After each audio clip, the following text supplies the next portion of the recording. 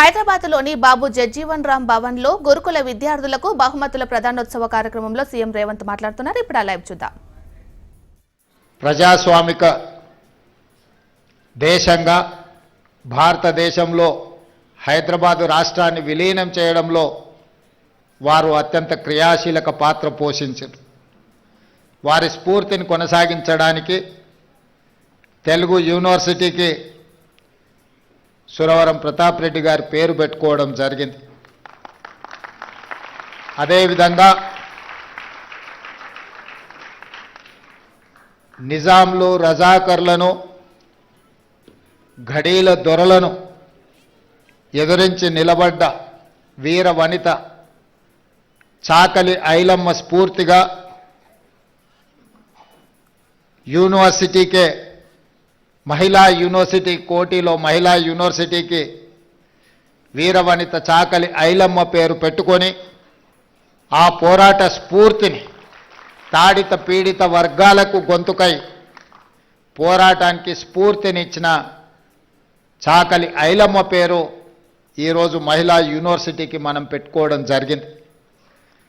ఇదే కాదు, టెక్స్టైల్ కళాశాలకు సంబంధించి కొత్తగా కేంద్ర ప్రభుత్వం అనుమతి తెచ్చుకోవడమే కాకుండా ఈరోజు దానికి డాక్టర్ కొండా లక్ష్మణ్ బాపూజీ మొదటి తరం తెలంగాణ ఉద్యమంలో తెలంగాణ రాష్ట్ర సాధన కోసం సర్వం త్యాగం చేసిన కొండా లక్ష్మణ్ బాపూజీ గారి పేరును ఈరోజు టెక్స్టైల్ యూనివర్సిటీకి మనం పేరు పెట్టుకోవడం జరిగింది.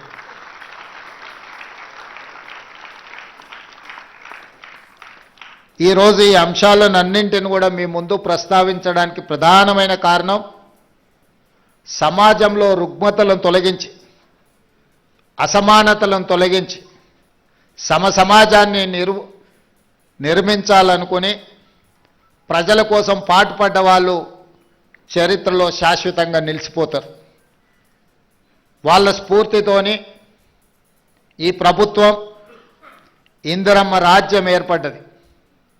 ఈనాడు ఈ వేదిక మీద మిత్రులు బట్టి విక్రమార్క గారు కావచ్చు, గడ్డం ప్రసాద్ కుమార్ గారు కావచ్చు, లేకపోతే డాక్టర్ కావ్య కావచ్చు, వంశీ కావచ్చు, డాక్టర్ లక్ష్మీకాంతరావు కావచ్చు, డాక్టర్ కవ్వంపల్లి సత్యనారాయణ కావచ్చు, లేకపోతే నాగరాజ్ ఐపీఎస్ కావచ్చు, వీళ్ళందరూ వేదిక మీద ప్రజాప్రతినిధులుగా చట్టసభలకు ప్రాతినిధ్యం వహించడమే కాకుండా వీళ్ళందరికీ కన్వీనర్గా పనిచేస్తున్న డాక్టర్ మల్లు రవి గారు కావచ్చు, వీళ్ళందరి జీవితంలో ఎందుకు రాణించిండ్రు?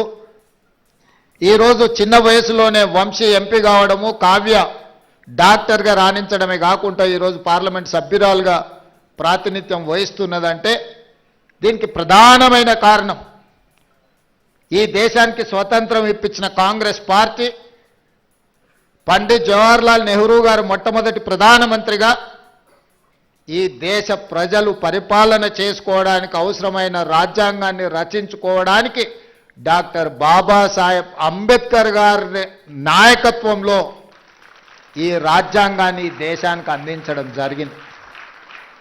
డాక్టర్ బాబాసాహెబ్ అందించిన రాజ్యాంగం, ఆ స్ఫూర్తి ఈనాడు కాంగ్రెస్ పార్టీ ఎస్సీ ఎస్టీ రిజర్వేషన్లు అందించడం ద్వారా సమాజంలో అణిచివేతకు గురైతున్న వీళ్లను, పాలితులుగా ఉన్న దళితులను, గిరిజనులను పాలకులుగా తయారు చేసి పాలసీలను ఈ దేశానికి అందించే అవకాశం కాంగ్రెస్ పార్టీ ఇచ్చింది.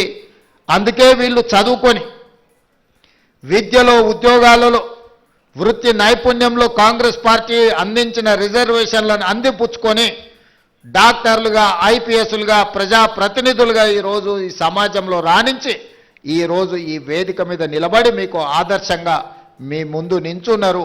దీనికి ప్రధానమైన కారణం కాంగ్రెస్ పార్టీ, పండిత్ జవహర్లాల్ నెహ్రూ గారు, శ్రీమతి ఇందిరాగాంధీ గారు. మిత్రులారా, ఈరోజు ఈ గౌరవం, ఈ సమాజంలో గుర్తింపు వీళ్ళకు కులం వల్ల రాలేదు, వీళ్ళకు చదువు వల్ల గుర్తింపు వచ్చింది. చదువే ఈరోజు వాళ్ళని గౌరవం తెచ్చిపెట్టింది. ఆ చదివే ఈ వేదిక మీద ఈరోజు కూర్చోబెట్టింది. అప్పుడప్పుడు మేము మంచి ఇంగ్లీష్ మాట్లాడాలి ఎవరైనా ఉన్నారా అన్నప్పుడు గడ్డం వినోద్ గారిని నేను చూపిస్తుంటే హెచ్పిఎస్లో బ్రహ్మాండంగా చదువుకొని ఈరోజు మంచి లాంగ్వేజ్ పట్టు ఉన్న ఒక ప్రజాప్రతినిధిగా గడ్డం వినోద్ గారిని మేము చూపిస్తుంటాం.